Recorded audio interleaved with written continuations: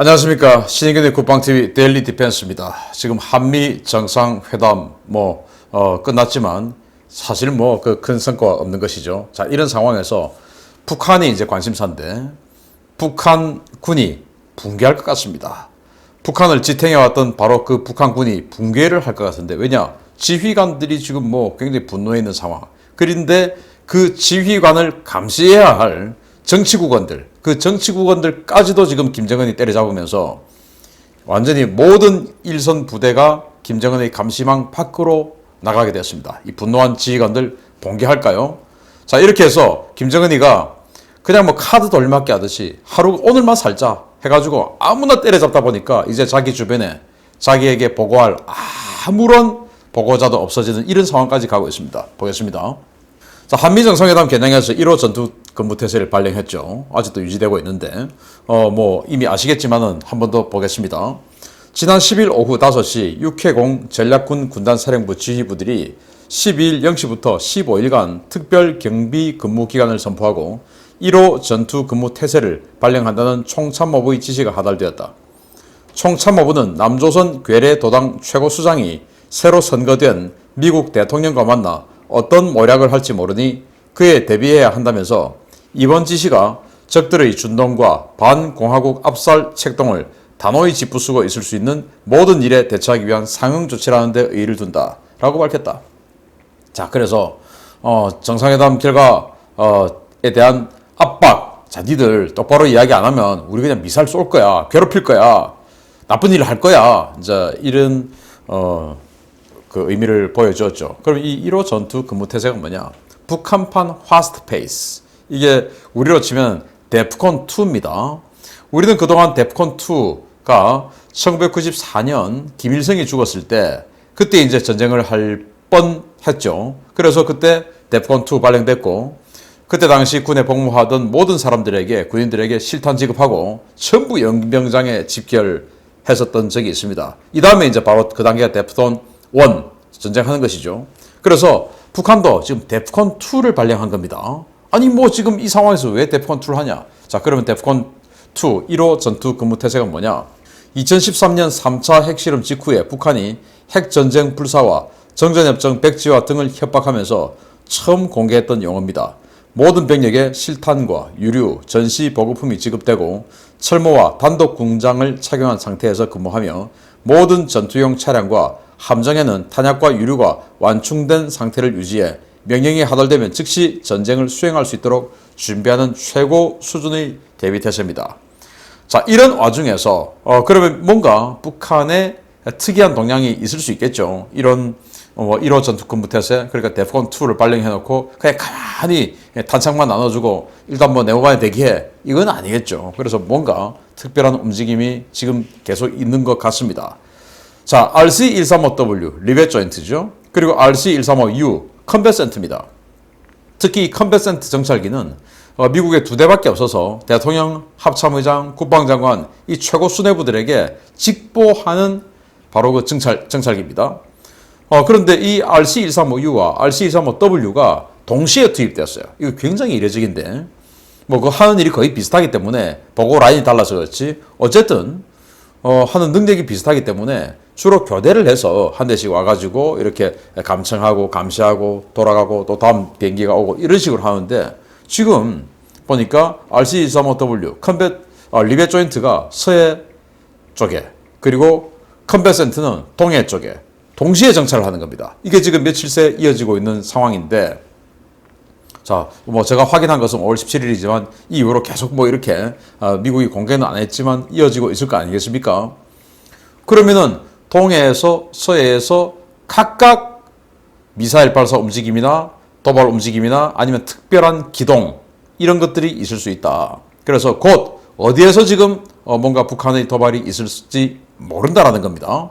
자, 이렇게 북한 군의 특이한 동향이 있고 그것을 미군이 이제 알아내기 위해서 굉장한 역량을 지금 동시에 아주 많이 투입을 하고 있다는 것인데, 자, 이런 상황에서 그러면은 우리는 북한이 정말로 싸울 수 있을까?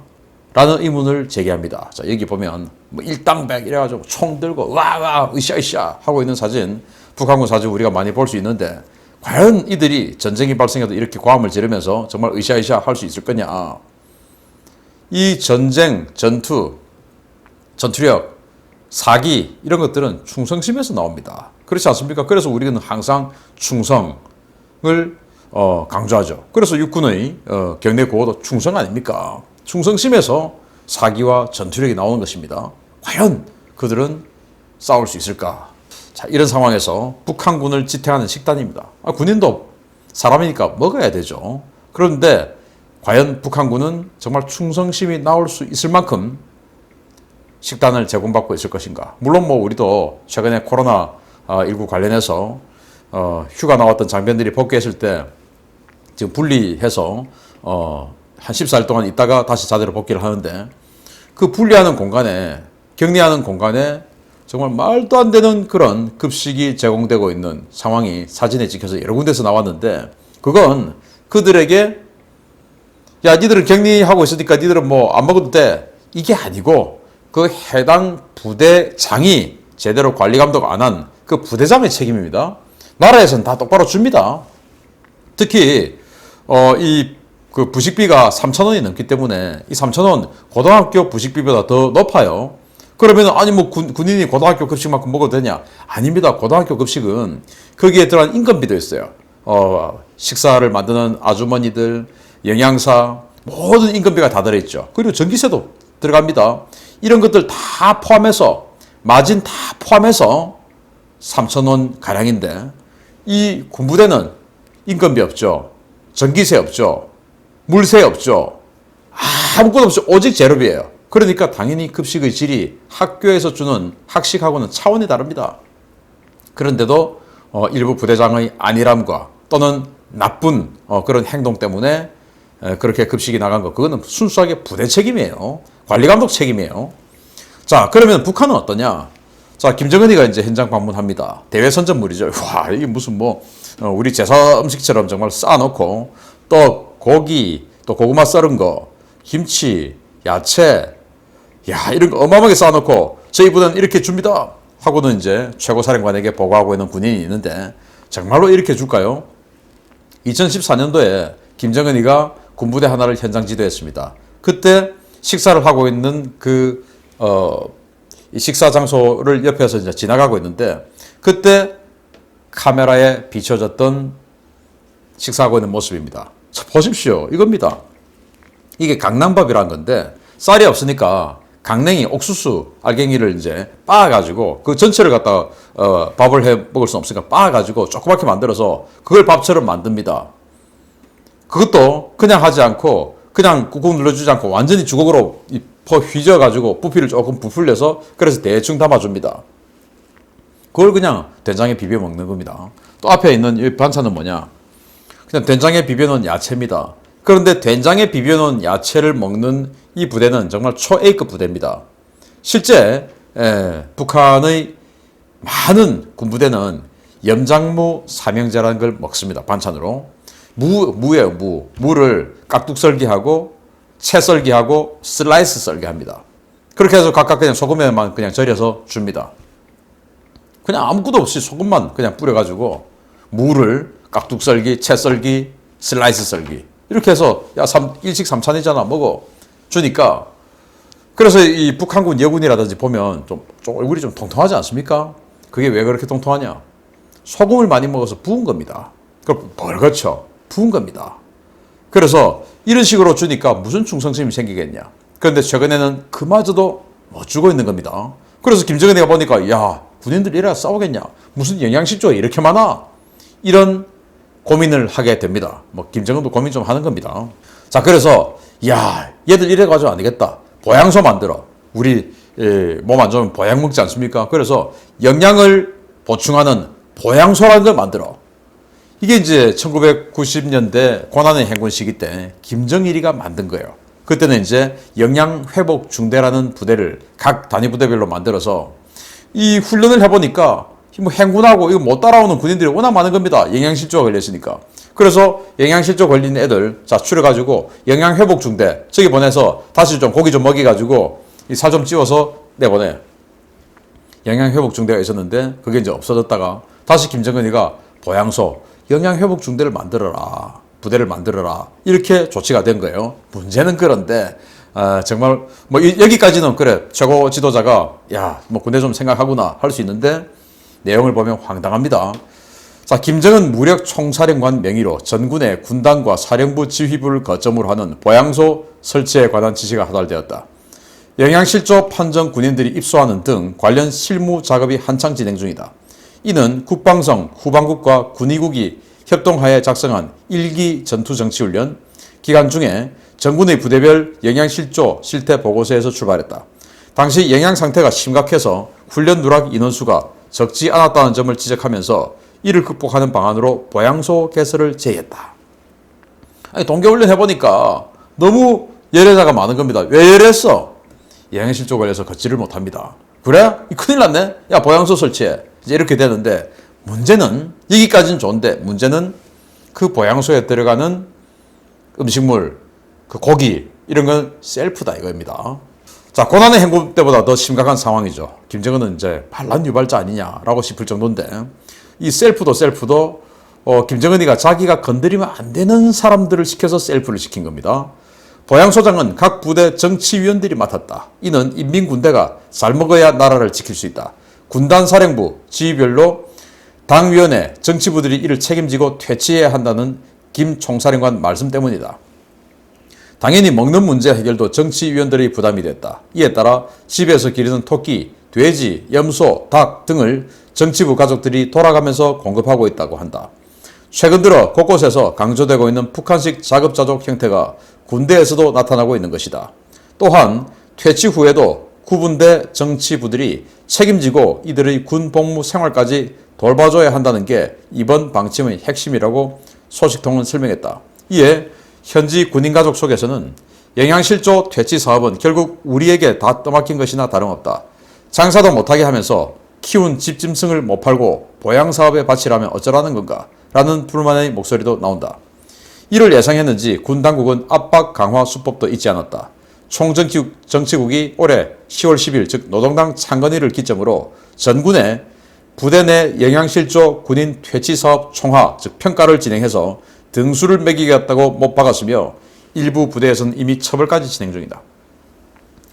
자, 정치위원들 북한 즉 소련에서 출발한 이 공산군 군대들은 서로 못 믿어가지고 이 부대장 그러니까 지휘관을 감시하는 정치부원들이 있어요. 그래서 이 중대장이 예를 들어서 지금 대대장이 진격하라 그랬어. 그러면 야 우리 진격 이렇게 하는 것이 아니라 대대장이 진격하라 그랬어. 자 정치부원님 지금 우리 대대장이 진격하라고 그러는데 좀 진격해도 될까요? 그럼 정치부원이 잠깐만 스톱.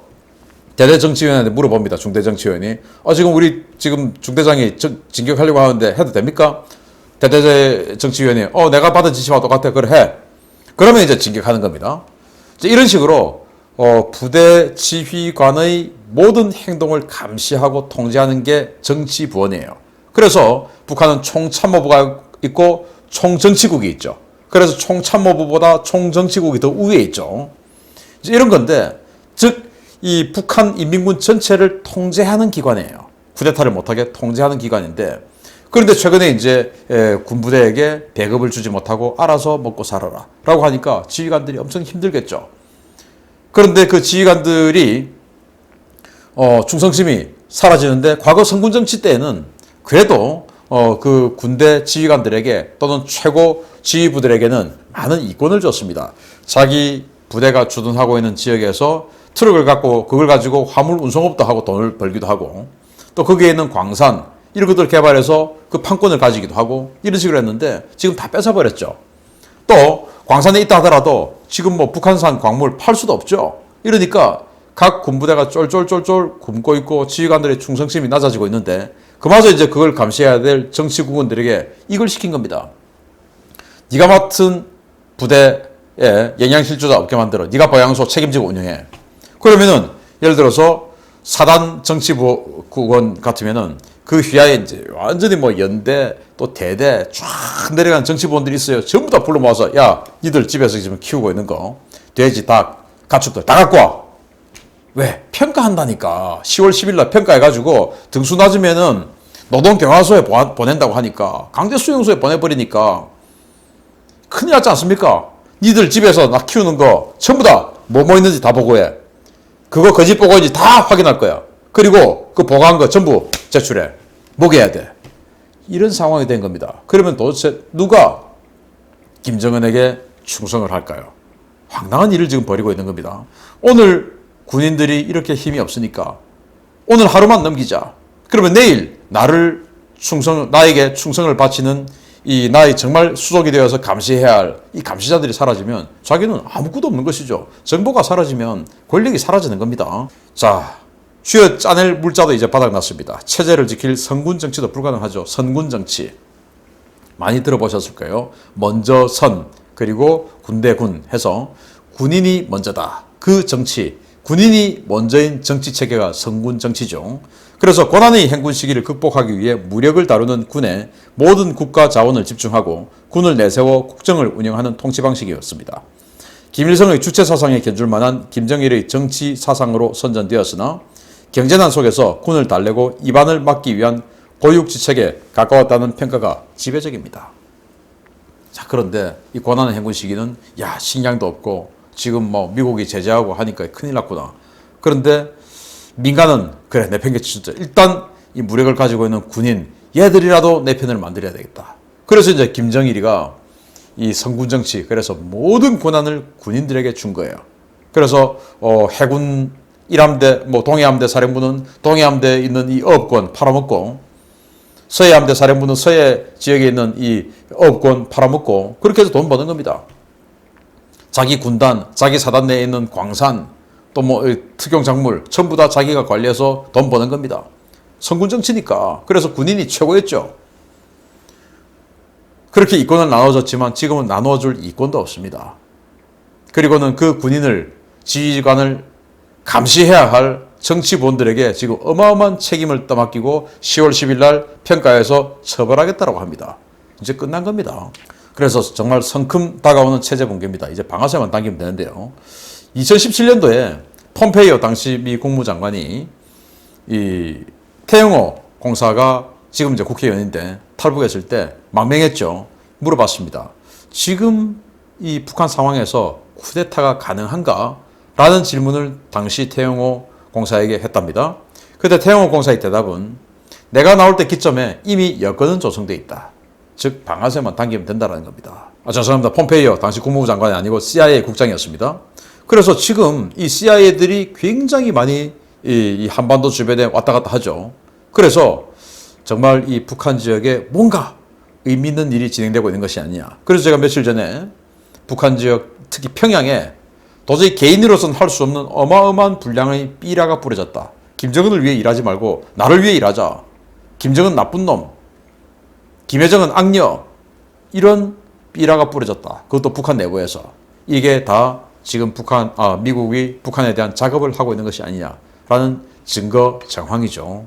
그런 상황에서 김정은은 자기를 지키고 자기 수족이 되어줄 그 수족까지 스스로 자릅니다. 왜? 오늘을 넘기기 위해서. 내일이 없는 것이죠. 그래서 그 없는 내일이 도대체 언제 올지 저는 사실은 멀지 않았다고 생각합니다. 참 기대됩니다. 그래서 우리 대한민국 정부만 바꾸면 북한도 금세 바뀌어질 것 같습니다. 대한민국 정부가 미국에 협정화하면 바로 그냥 아웃되는 것이죠. 기대됩니다. 마치겠습니다. 감사합니다.